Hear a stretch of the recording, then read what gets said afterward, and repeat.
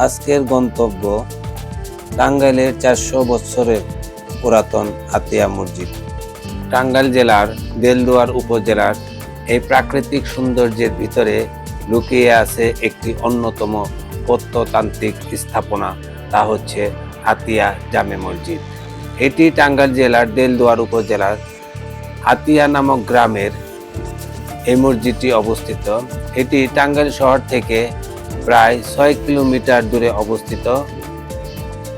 ইতিহাস থেকে জানা যায়, আলী শাহ বাবা আদম কাশ্মীরিকে সুলতান আলাউদ্দিন হুসাইন শাহ টাঙ্গাইল জেলার জাগিরদার নিয়োগ দান করলে তিনি এই অঞ্চলে বসবাস করা শুরু করেন এবং ইসলাম ধর্ম প্রচারের জন্য আফগান নিবাসী কর রানী শাসক সুলাইমান কর রানীর কাছ থেকে এই এলাকাটি দান করেন এবং দানকৃত এই এলাকাটির নামকরণ করা হয় আতিয়া।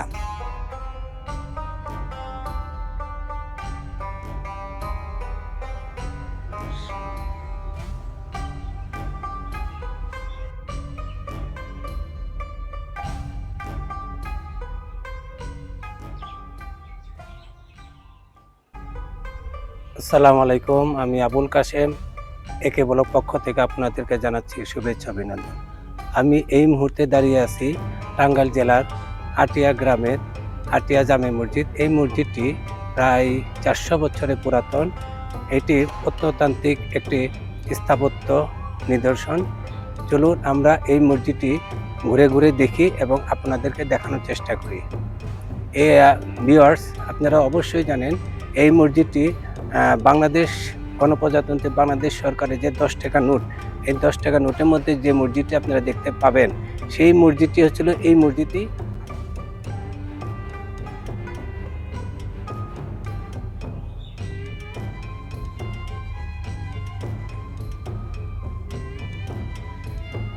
দেখতেই পারছেন ভিউয়ার্স, এই নকশাগুলো কত নিখুঁত, অতি প্রাচীন।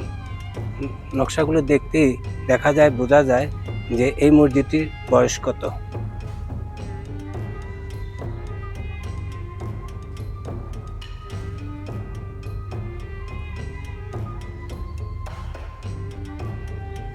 এটি সাধারণত এক গম্বুজ বিশিষ্ট মসজিদ। ইতিহাস থেকে আরও জানা যায়, বাবা আদম কাশ্মীরি পরামর্শক্রমে মুঘল সম্রাট জাহাঙ্গীরের শাসনামলে বায়েজিদ খান পুন্নির পুত্র সাইদ খান পুন্নি নামক এক ভক্তকে মুঘল সম্রাট জাহাঙ্গীর উক্ত আতিয়া পরগনার শাসনকর্তা হিসাবে নিয়োগ দান করেন।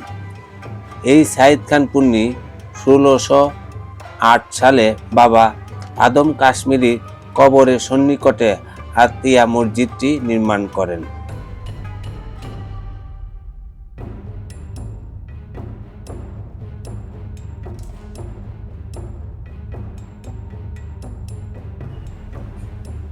দেখুন ভিউয়ার্স, এই নকশাগুলো অপূর্ব। মুঘল সম্রাটের মুঘল আমলের যে নকশাগুলো, সেগুলো এখনো বিদ্যমান আছে এবং সেকেলের নকশা মনে করিয়ে দেয়।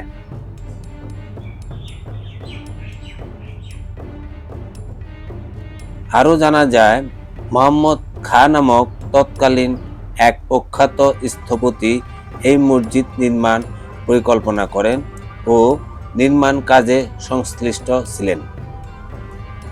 রওশন খাতুন চৌধুরানী 1837 সালে এবং আবুল আহমেদ খান গজনবী 1909 সালে মসজিদটির সংস্কার করেন। পরবর্তীতে বাংলাদেশ সরকার এই মসজিদটিকে প্রত্নতান্ত্রিক নিদর্শন হিসেবে অধিগ্রহণ করেন।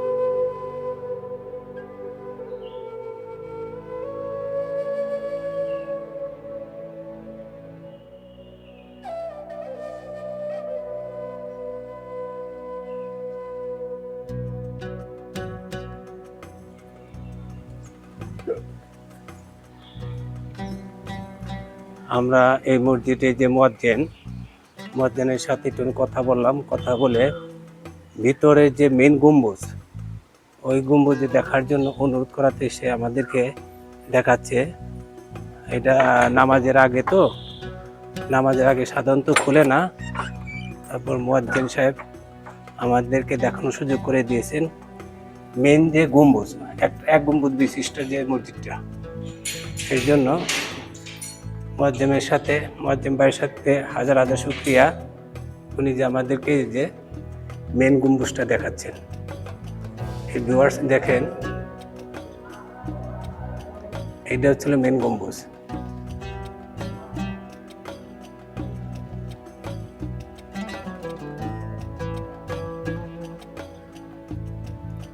সুবহানাল্লাহ, আল্লাহর এই ঘর অসাধারণ সুন্দর। 400 বছরের পুরাতন এই মসজিদটি খুবই সুন্দর। দেখেন, আগেকার দিনে যে ইমাম সাহেব যে দাঁড়িয়ে নামাজ পড়েন, ওরা নাকি সেটা ছোট ছিল।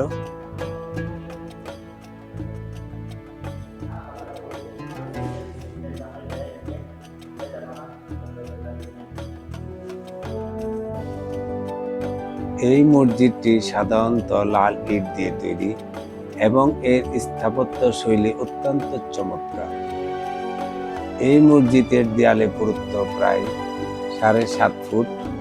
মসজিদটির নির্মাণের সময় পশ্চিম পাশে একটি বড় পুকুর করা হয়েছিল, যা এখনো বিদ্যমান আছে।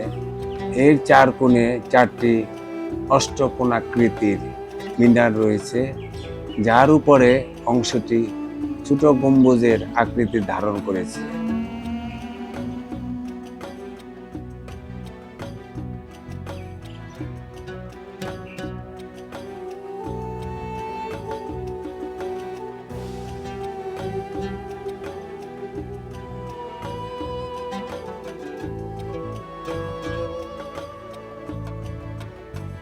অসাধারণ সৌন্দর্যে ভরপুর এই আটিয়া জামে মসজিদটি।